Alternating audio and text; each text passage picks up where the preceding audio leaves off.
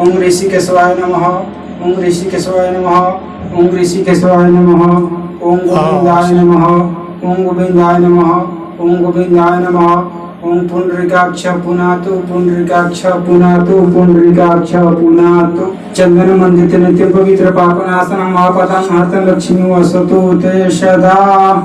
अंग स्वस्ति न इंद्रो वृद्धेश्रावा स्वस्ति न पूषा विश्ववेद स्वस्ति न तारक्ष अरिष्टनोमि स्वस्ति न बृहस्पतिर्दधातु पृषदस्रवमरुत प्रेष्टिमान्तर शुभं ज्ञानो विदतेषु जगमय अग्निः जिह्वा मनवासुरचक्षुषो विष्णो देव अभिशाकमिन्न भद्राणि कृणभिश्राम देव भद्रामपक्ष यजस्त्रैरङ्गैस्तुष्टवासस्तनूभिर्व्यहीतमहितं यदायु शतमिन शरदो अन्ति देवा यत्र चक्रं जरशं तनुनाम पुत्रोषो यतरा पितरो वहन्ति मानो मध्यारिकतवन्तो अदितिरन्तरिक्ष अदितिरमाता सपिता सपुत्र अदितिरपञ्चजना अदितिरं जातम् अदितिरं जनित्वम् अमुदवा शांति अंतरिक्ष को शांति थोड़ा ओम पृथ्वी शांति रापो शांति वृष्टि शांति वनस्पति शांति शांति देव विश्वदेव शांति शांति हृदय शांति यतो यतो शमीयसे ततो न भयंकुरु श्रीमन्महागणाधिपतये नमः। लक्ष्मी नारायणाभ्यां नमः। उमा महेश्वराभ्यां नमः। वाणीभिरङ्गणभाभ्यां नमः। शचीपुन्द्रीभ्यां नमः। मातृपितृचरणकाम्नाभ्यो नमः। स्थान देवताभ्यो नमः। कुलदेवताभ्यो नमः। कुलदेवेभ्यो नमः। सर्वदेवेभ्यो देवेभ्यो नमः। ओम विष्णु विष्णु विष्णु ओम नमः परमात्मने श्री श्वेतवरा कल्पे वैविंशति तमे कलियुग कलि प्रथम जम्बूद्वीप भारतखंड भारतवर्षे वार्षिक देशे पुण्यप्रदेशे बौद्धावतारे मासानां वसोते मासे भाद्र मासे शुक्ल पक्षे चतुर्थ्यां तिथौ अमुक नाम अपन नाम रखो जा अमुक नाम अमुक गोत्र उत्पन्न अपन नाम रखा कोई अमुक दिनम शुक्रवार से अनंत पूजा गौरी गणेशांबिका देवता पूजनम अमुक अमुक देवानाम अमुक अमुक देवीनाम पूजनम आवाहनम संकल्पम अहम करिष्ये। विघ्नेश्वराय सुहृदाय लंबोदराय शकलाय जगत्तदिताय नागाननाय श्रुतियज्ञ विभूषिताय गौरीसुताय गणनाथ नमो नमस्ते। नमो देवै महादेवै शिवाय सततं नमः प्रकृति भद्रांतिनि आता नियता आश्मतां सर्वमंगल मंगले शिवे सर्वार्थ साधिके शरण्ये गौरी नारायणी नमस्ते। मुखं करोति वाचालं पंगुमति गिरिं यति कृपा तमोहमन्दे परमानन्दमाधवं वक्रतुण्ड महाकाय सूर्यकोटि समप्रभा निर्विघ्नं कुरु मे देव सर्वकार्येषु सर्वदा सर्वस्वरूपे सर्वस्य सर्वशक्ति समन्विते वैविस्त्राणिनो देवी दुर्गो देवी नमस्तुते। सर्वस्वरूपे सर्वस्य सर्वशक्ति समन्विते वैविस्त्राणिनो देवी दुर्गो देवी नमस्तुते। ओम गणानंदवा गणपति गंगवामहे प्रणनंदवा प्रणपति गंगवामहे निधिनंदवा निधिपति गंगवामहे वशुमो वाहं जानी गर्भधम जासी गर्भधम अस्यं श्री प्राण प्रतिष्ठा मंत्रक्षं ब्रह्म विष्णु महेश्वराय ऋषाय लिंग यजुर्वेदं स्वास्तिं दासी प्राशं शक्ति देवतां ओम बीजं हिं शक्ति ओम किलकं श्री प्राण प्रतिष्ठा देवीजों ह्रीं रं ह्रीं चं अं यं रं रं वं शं घं छं वां प्रां यं प्रां ओं आं ह्रीं जीवं यं स्थितं ओं आं ह्रीं क्लीं आं सर्व इंद्राणि वां वं अस्त्वां वक्षुः श्री बीजवाणी धी ध्रुवं पाणि पायुक्तं अस्थिते आगतं सुखश्चिन्तं तिष्ठन्तु स्वां अश्यं प्राण प्रतिष्ठिं प्राण प्रतिष्ठं कृत्वं जायतं रक्तं उद्यस्तं तोल सदनं दारुणं सरोजाघीधिरूढाय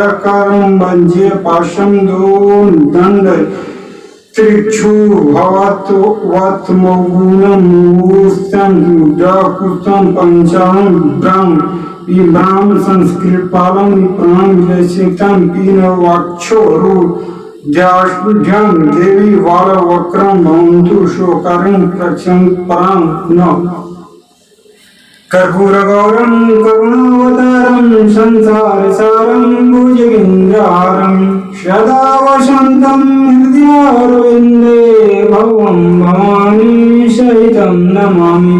ओम कोटि कोटि देवताभ्यो नमः। ओम कोटि कोटि देवीभ्यो नमः। शेषनाग देवताभ्यो नमः। अनंत भगवान देवताभ्यो नमः।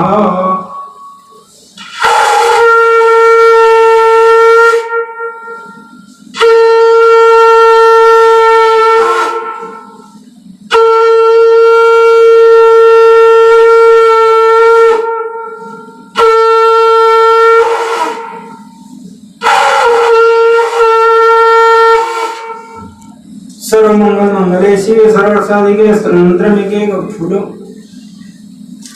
गौरी नारायणी नमस्तुते।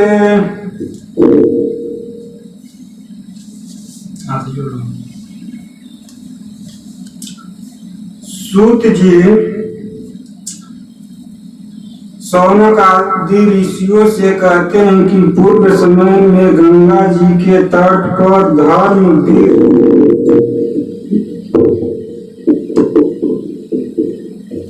युधिष्ठिर महाराज ने राजसंध के मारने के लिए राजसूय यज्ञ का आरंभ किया। युधिष्ठिर ने श्री कृष्णचंद्र महाराज के सहित भीमसेन अर्जुन आदि भाइयों के साथ अनेक रत्नों से शोभित मोती जड़ी हुई स्वर्ग के समान बड़ी विशाल यज्ञशाला बनवाई। उसके लिए सब राजाओं को अनेक प्रकार के जीत कर ले आए। एक समय गंधाधारी का लड़का राजा धृतराष्ट्र का पुत्र जो दुर्योधन नाम से विख्यात था, वह उस यज्ञशाला में आकर स्थल में जल की प्रतिमा देकर वस्त्र को ऊंचा कर उस जगह धीरे धीरे चलने लगा। यह देख द्रौपदी आदि श्रेष्ठ स्त्रियां हंसने लगी और दुर्योधन आगे जाकर जल को भूमि जानकर उस जल में गिर गया। यह देख सब राजा लोग तथा तब रूप धरने वाले ऋषि गण और द्रौपदी आदि सुंदर नेत्र वाली स्त्रियां भी हंसने लगी। यह देख महाराज धीराज दुर्योधन अत्यंत क्रोधित होकर अपने मामा शकुनी के साथ अपने राज्य के जाने के लिए उद्यत हुआ।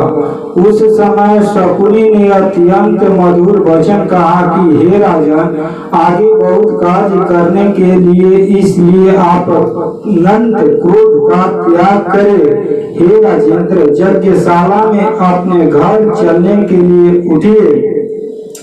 ऐसा ही सही यह कहकर राजा दुर्योधन यज्ञशाला से अपने घर चला आया और सब राजगण भी यज्ञशाला से अपने अपने राज्य में चले गए। तदंतर दुर्योधन राजाओं के साथ दिल्ली हस्तिनापुर जाकर राजा पांडव के श्रेष्ठ पुत्र युधिष्ठिर भीमसेन अर्जुन आदि को बुलाकर अपने राज्य में खुश होकर जुआ खेलने लगा।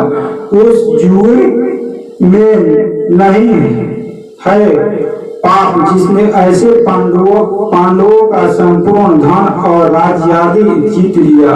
तदंतर भाइयों के सहित युधिष्ठिर महाराज बड़ी विपत्ति की प्राप्त हो जंगलों के बीच में बंजर जो भिल्लादिक है उनके समान रहने लगे। पांडवों के लिए इस समाचार को सुनकर श्री कृष्ण वहां गए। सूत जी शौनकादि ऋषियों से कहते हैं कि दुख से अत्यंत दुर्बल पांडव लोग वन में रहते थे। महात्मा श्री कृष्ण चंद्र को देखकर कंस से पूज्य नादिक और प्राण कर राजा युधिष्ठिर बोले, हे प्रभु, भाइयों सहित हमको यह अत्यंत दुख प्राप्त हुआ है। इस दुखी रूपी सागर में हम कैसे छुटकारा पाएंगे? सो कहिए, हम कौन हैं? उत्तम देवता का पूजन करे अथवा कौन सा व्रत करे जिसके हमको राज्य मिल हमारा हित तो आप ही की कृपा से होगा। ऐसे सुनकर श्री कृष्ण महाराज बोले, हे युधिष्ठिर, पुरुषों और स्त्रियों के समस्त पापों को नष्ट करने वाला अत्यंत उत्तम एक अनंत नामक व्रत है, जो भाद्रपद मास के शुक्ल पक्ष की चतुर्दशी तिथि को होता है। उस व्रत के अनुष्ठान मात्र से संपूर्ण पापों का नाश हो जाता है। ऐसा सुनकर युधिष्ठिर ने कहा, हे वासुदेव, आपने जो अत्यंत व्रत कहा सो क्या शेषनाग का अथवा अनंत नाम के तत्क्षक का व्रत है या अनंत ब्रह्म परमात्मा का यह व्रत है? हे केशव, यह अनंत किस देवता का नाम है? सो सत्य सत्य कहिए। ऐसा सुनकर श्री कृष्ण महाराज बोले, हे धर्मराज, अनंत हमारा हो नाम है, इसे हमारा ही स्वरूप जानो। सूर्य आदि जितने देवता हैं और कलादि जो कहे जाते हैं सब हमको ही जानो। और कला कष्ट मुहूर्त आदि दिन रात्रि तथा यह सब जितने शरीरवान प्राणी है तथा पक्ष मास ऋतु वर्ष युग और कलादि का व्यवस्था सब हमें ही जानो। यह जो मैंने कलादि कहा है वह अनंत इस नाम से प्रसिद्ध है। वहीं मैं भूमि का पार कम करने के लिए कृष्ण इस नाम से अवतारित हूँ। दानवों का नाश तथा साधु पुरुषों की रक्षा के लिए निमित्त मुझे वासुदेव के कुल में भी उत्पन्न जानो। आदि मध्य अंत जिसका नहीं, ऐसे कृष्ण विष्णु शिव वैकुंठ सूर्य चंद्र सर्वत्र व्याप्त ईश्वर मुझे ही जानो। हे युधिष्ठिर, नहीं है उत्तम जिसने ऐसा विश्व रूप जो जोगी लोगों से ध्यान किया गया वह संपूर्ण स्वरूप वाले अनंत हम ही है, जिससे 14 इंद्र, 8 वासु, 12 सूर्य, 11 रुद्र, 7 ऋषि, 7 समुद्र तथा वृक्षादि सहित संपूर्ण रूप हो जाना और 27 नक्षत्र, 10 दिशा, पृथ्वी, 7 पाताल तथा भूवोवादी 7 स्वर्ग, यह सब हम ही हैं। इस विषय में कुछ भी संदेह न करो। ऐसा वचन सुनकर राजा युधिष्ठिर बोले, हे सर्वव्यापी भगवान, अनंत व्रत का महात्म्य तथा विधि कहिए। अनंत व्रत का अनुष्ठान करने वाले प्राणी को क्या पूर्ण है और क्या फल मिलता है वह भी कहिए। पूर्व काल में अनंत व्रत किसने किया और मृत्यु लोक में किसने प्रकाशित किया, यह विस्तार से पूर्वक किससे कहिए। युधिष्ठिर का ऐसा वचन सुनकर महाराज श्री कृष्ण बोले कि सतयुग में सुमंत नाम का एक ब्राह्मण था।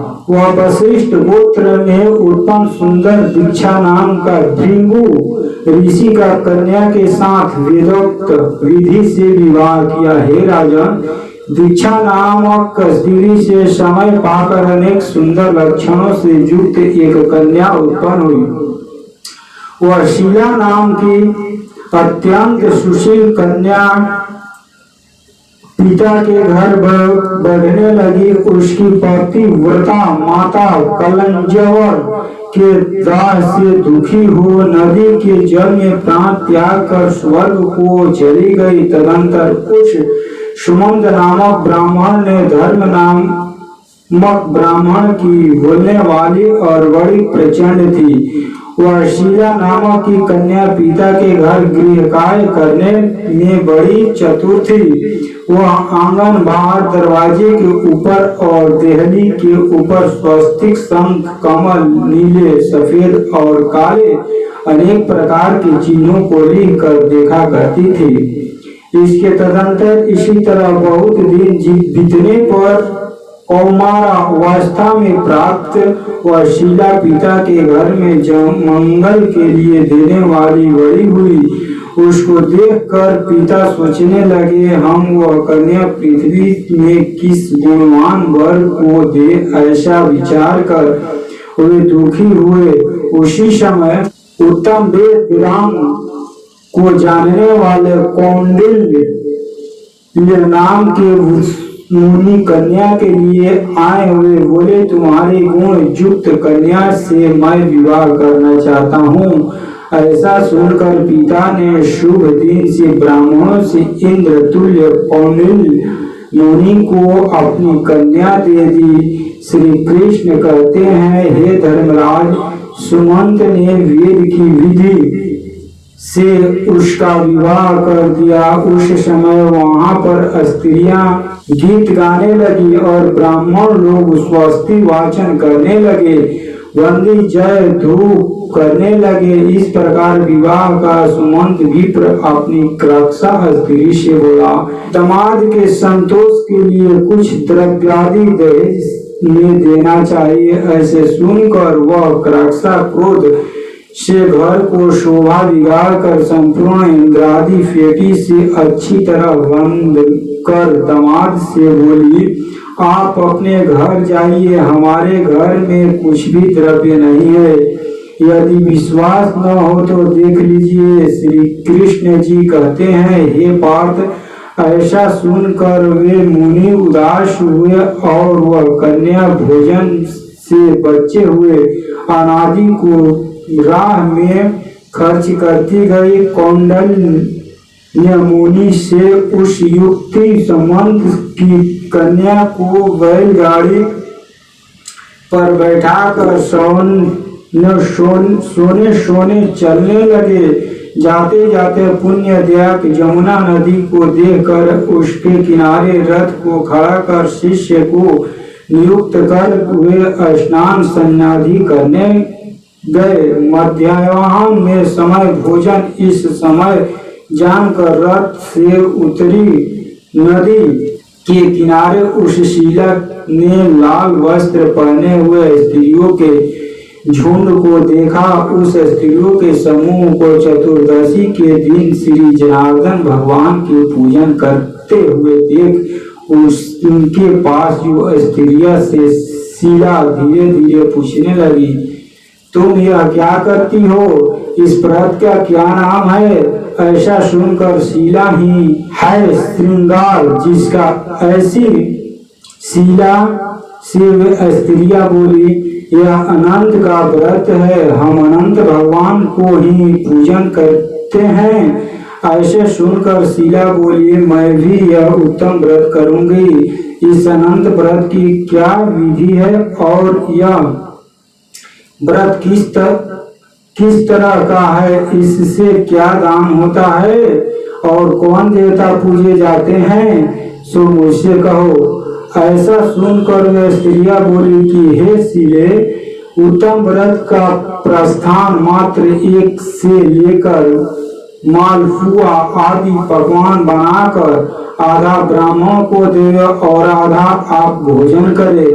फिर कंजूसपन न करते हुए शक्ति के अनुसार दक्षिणा देवे और यह व्रत नदी के तीर पर करे और हरि भगवान की कथा सुने।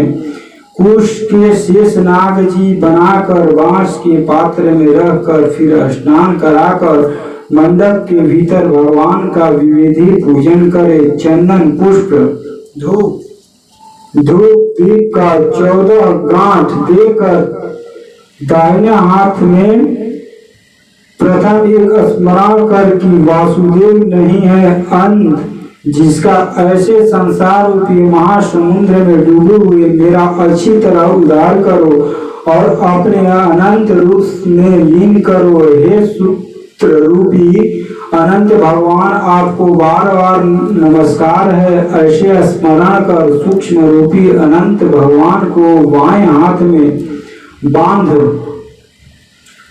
स्वास्थ्य चित्त हो भोजन करे। संसार रूपी अनंत नारायण भगवान का ध्यान तथा भोजन कर अपने घर जाए। हे भाद्र, इस व्रत मुझसे कहो। श्री कृष्ण महाराज युधिष्ठिर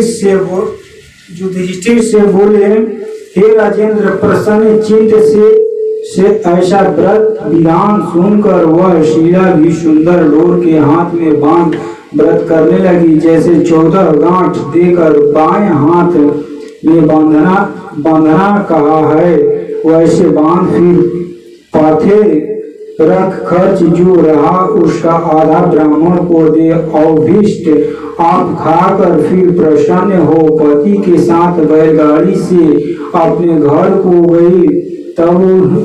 तब से उसको शुभ कामनाओं के विश्वास हो गया और अनंत व्रत करने का वो धान से युक्त और धन आदि से भरपूर घर हो गया। वह सोने में ग्रंथित मणिक्य और मोतियों से हरों से भूषित और अतिथि पूजन के वासुदेव व्याकुल रहती थी।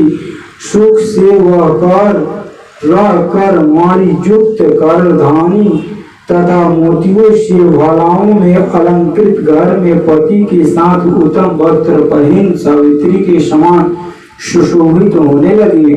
किसी समय पति ने बैठी हुई शीला के साथ हाथ में बांध सुंदर डोर देखा और उसकी देख बोला कि हे शीले, डोरा क्या तुमने मुझे वश में करने का बांधा है, इसका कारण कहो। ऐसे सुनकर वह शीला बोली कि जिसके प्रसाद से संपूर्ण धन धान्य प्रसाद मनुष्य को मिलती है, वही यह अनंत हमने धारण किया है। श्री कृष्ण महाराज कहते हैं कि लक्ष्मी के मंद के आधा होकर शीला का पति ब्राह्मण उस शीला के वचन सुन उसके डोर को जल्दी से तोड़ दिया और अनंत कौन है ऐसा कहते पाप कर्म करते हुए उस मूर्ख से डोरा अग्नि की ज्वाला में डाल दिया। उधर शीला व्याकुल होकर हाहाकार करती हुई दौड़ी। उसने डोरे को लेकर दूध में डाल दिया। इस पाप कर्म से उसकी वह लक्ष्मी क्षय होने लगी। गौ आदि चोर ले गए, घर में आग लग गई, धन सब नष्ट हो गए। जो जिस तरह घर आया था वह उसी तरह फिर चला गया।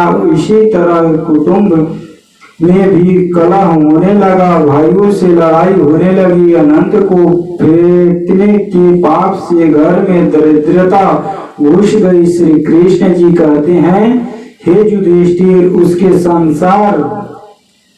उसके साथ संसार के कई बातचीत नहीं करता था। वह शरीर में अति समस्त हो गया और मन में भी दुखी रहता था। बड़े भारी दुख को पाकर कैंडल मुनि के अपने स्त्री शीला में कहा है, अष्टमा उत्पन्न है, शोक के कारण मैं दुखी हो गया हूँ और मेरा संपूर्ण धन नष्ट हो गया है। स्वजनों से कलह होते हैं और मुझसे कोई बात नहीं करता है। शरीर में नित्य ज्वर आदि तप कर रहते हैं। चित्त से बड़ी खेद होती है। इसका क्या कारण है तुम जानती हो? तुम कहो क्या उपाय है जिससे मेरा भाग्य अच्छा है। ऐसा सुनकर शील ही है आभूषण।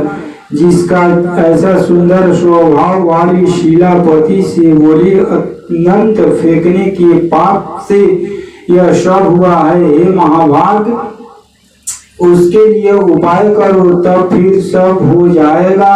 ऐसे उसके कहने से वह विप्र हृदय से हरि भगवान की शरण में गया। इसके अनंतर वह कौंडिल्य मुनि खेत में प्राप्त हो वन में गए। वहां वे उत्तम द्विज वायु रक्षण कर तप करने की इच्छा है। हे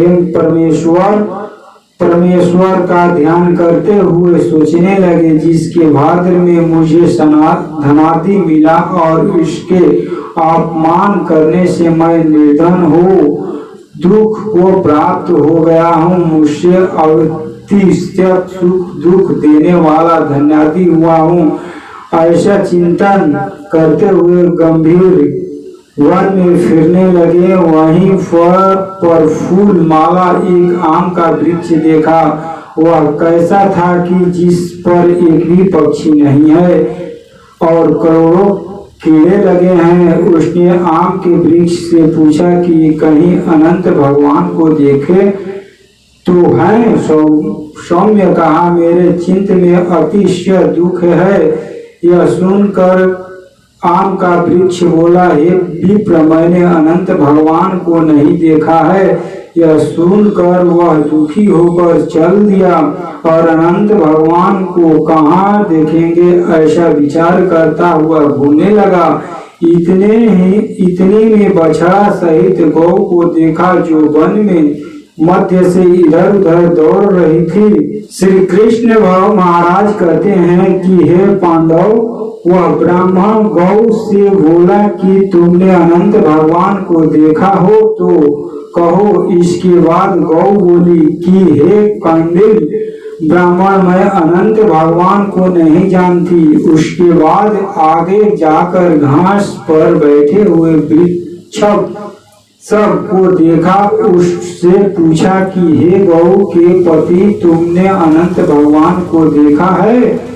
वैल बोला कि अनंत भगवान को नहीं देखा है। इसके बाद आगे जाकर बड़ी सुंदरी दो पुष्परिणी को देखा है। उन वालियों के जल में इसमें से उसमें और उसमें से इसमें आता जाता हुआ अनेक प्रकार के कल्लूर करता और कमल कल्लहार कुमुदिनी आदि के पत्तों को युक्त होकर सुशोभमायाम हो रहा है।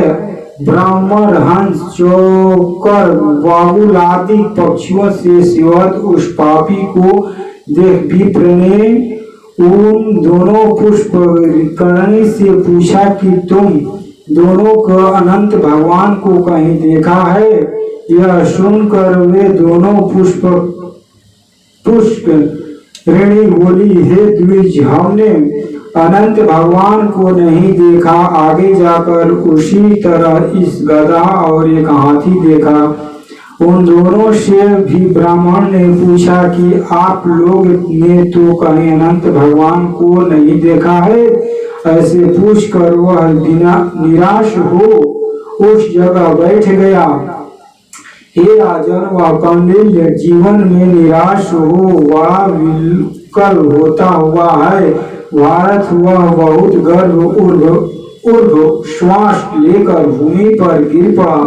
फिर वह विप्र होश में आकर, हे अनंत, ऐसा कहते कहते उठकर चित्त में निश्चित करता हुआ कि अब हम जरूर प्रणाम का त्याग कर देंगे। श्री कृष्ण महाराज कहते हैं कि हे धर्मराज, वह ब्राह्मण प्राण देने के लिए वृक्ष में फांसी लगा लिया। उसी समय दरिद्र हृदय अनंत भगवान भी प्रत्यक्ष वृद्ध ब्राह्मण को रूप धारण कर बोले कि यहाँ आओ। यह कह के उस कौंडिल्य का दाहिना हाथ पकड़ के गुफे में ले गए।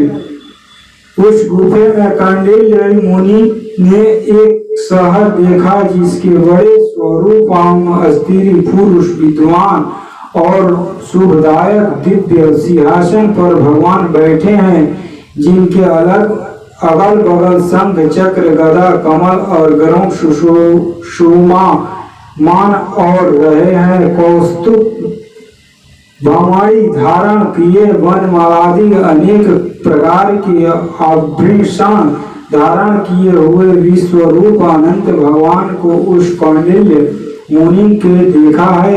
अति सत्य प्रकाशमान ऊपर के कथानुसार स्वरूप वाले भगवान का देख कर उसके आगे ऊंचे रख कर से बोले, हे प्रभु आपकी जय हो। ऐसे कह तथा प्रणाम कर ब्राह्मण बोला कि हे नाथ, हे पुंडरीकाक्ष, हम पाप रूप पाप कर्म करने वाले, हमारी आत्मा पाप रूप है और हम पाप ही हैं, उत्पन्न है, रक्षा करे।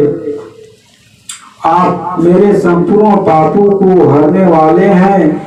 उस मुनि का वचन सुनकर अनंत देव जी बड़े कोमल वचन से बोले कि हे विपेंद्र, मत डरो, जो तुम्हारे मन में हो कहो। ऐसे सुनकर वह कौंडिल्य ऋषि बोले कि हे प्रभु, मैंने धन से उत्पन्न हो अनंत का डोरा तोड़ दिया, उस पाप से मेरे धन नाश हो गया है। बर घर में अपने मनुष्यों से कलह होता है, जिस कारण मुझसे कोई नहीं बोलता। इस तरह दुखी हो आपके दर्शन की इच्छा कर मैं जंगलों में फिरने लगा। हे देवेंद्र, आपने कृपा कर प्रार्थना दर्शन किए, अब मुझसे दया कर उस पाप की शांति का उपाय कहिए। श्री कृष्ण महाराज बोले कि हे युधिष्ठिर, भक्त से प्रसन्न हो देवता क्या नहीं देते। ऐसे उत्तम ब्राह्मण का वचन सुनकर अनंत भगवान कहते हैं कि हे कौंडिल्य ब्राह्मण, तुम देरी मत करो, अपने घर जाओ और भक्ति से 14 वर्ष तक अनंत का व्रत करो। इससे संपूर्ण पापों से छूटकर पुत्र पौत्र से उत्पन्न कर इच्छित भावों को भोग उत्तम सिद्धि को प्राप्त करोगे। अंत में मेरा स्मरण कर मुझको संदेह प्राप्त कर सकोगे। हम संपूर्ण लोगों को कल्याण के लिए तुमको वरदान देते हैं। यह शीलन अनंत व्रतादि श्रेष्ठ आख्यान और कल्याण करने वाला अनंत व्रत जो प्राणी सुनकर किया करेंगे, सो जल्दी पाप से छूटकर परम गति को प्राप्त होंगे। अनंत देव कहते हैं कि हे ब्राह्मण, मेरे पास जिस मार्ग से तुम आए हो उसी मार्ग से जल्दी घर जाओ। ऐसा सुनकर कौंडिल्य मुनि बोले कि हे स्वामी मान, हम पूछते हैं सो बताइए। जंगल में घूमते घूमते मैंने कुछ कौतुक देखा है, जगत बुरी। वह कहो, वह आम का वृक्ष कौन है, वह गौ कौन थी, वह वृषभ कौन था, और कमल कुमुद कल्हार का सुशोभित परम सुंदर बड़े जंगल में मैंने 2 पुष्पकरणी वेदी देखी है, सो क्या थी। वह गधा कौन था, वह हाथी कौन थी, और उत्तम वृद्ध ब्राह्मण कौन था। अनंत देव बोले कि वह आम का वृक्ष वेद विद्या को अच्छी तरह जानने वाला ब्राह्मण था। उसने शिष्यों को विद्या नहीं दी, इसलिए वह वृक्ष हुआ। और जो गौ देखा था वह बीज को खाने वाली पृथ्वी रही, और जो घास पर वृषभ देखा था वह सत्यनारायण धर्म था। और धर्म अधर्म का निर्णय ठीक नहीं करने वाली यह पुष्प पीढ़ी दोनों बहन ब्राह्मणी थी। और धर्म अधर्म आदि जो कुछ हो परस्पर देती और लेती रही, और वेद पाठ वाले ब्राह्मणों को न दिया, भिक्षा को नहीं दी। वह पाप कर्म से उन दोनों का जल आपस में इधर उधर होता रहता है। अनंत देव ऐसे भिक्षुकों को भिक्षा नहीं दी, उस पाप कर्म से उन दोनों में जल आपस में इधर उधर होता रहता। और गधा जो देखा वह क्रोधी था, और वह जन्म हाथी था वह अभिमान वह ही रहा, वह ब्राह्मण रहा, सो अनंत हम हैं। और जो गुफा रही वह कठिन संसार था। अनंत देव ऐसे कहकर उसी जगह अंतर ध्यान हो गए। यह सब स्वप्न के समान देख उस जगह में मुनि अपने घर आए और 14 वर्ष तक अनंत व्रत का जैसा अनंत देव ने कहा था वह सब सुख भोग। अंत में ब्राह्मण अनंत देव का स्मरण कर अनंत लोक में जाता माया है।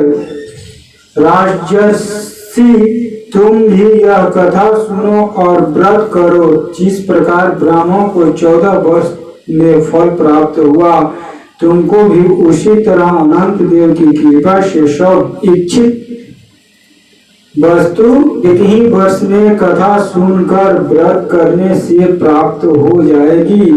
हे राजन, व्रत में उत्तम व्रत मैंने कहा जिसको सुनकर प्राणी सब पापों से छूट जाते हैं, इसमें संदेह नहीं है, और हरि चरणों को प्राप्त होते हैं। हे गुरुकुल से उत्पन्न युधिष्ठिर, जो शुद्ध सत्य वाले असार संसार रूपी गुफा में सुख से फिरने की इच्छा करते हैं, वे तीनों लोकों में स्वरूपी अनंत देव का पूजन कर दूर को दक्षिणा हाथ में बांधते हैं। सर्वमंगल मंगले शिवे सर्वसाधिके शरण्ये गौरी नारायणी नमस्तुते। बोलिए अनंत भगवान की जय। सर्वमंगल मंगले शिवे सर्वसाधिके शरण्ये गौरी नारायणी नमस्तुते। तंजौ गिरदा ओम अस्मिन् जलम समर्पयामि। ओम भगवान देवताभ्यो नमः। ओम शेषनाग देवताभ्यो नमः। कर्पूर गौरम करुणावतारम संसारसारम भुजगेन्द्रहारम सदा वसंतं हृदयारविन्दे भवं भवानी सहितं नमामि। ओम कोटि कोटि देवताभ्यो नमः। कोटि कोटि देवीभ्यो नमः। अनंत भगवान देवताभ्यो नमः। ओम शेषनाग देवताभ्यो नमः।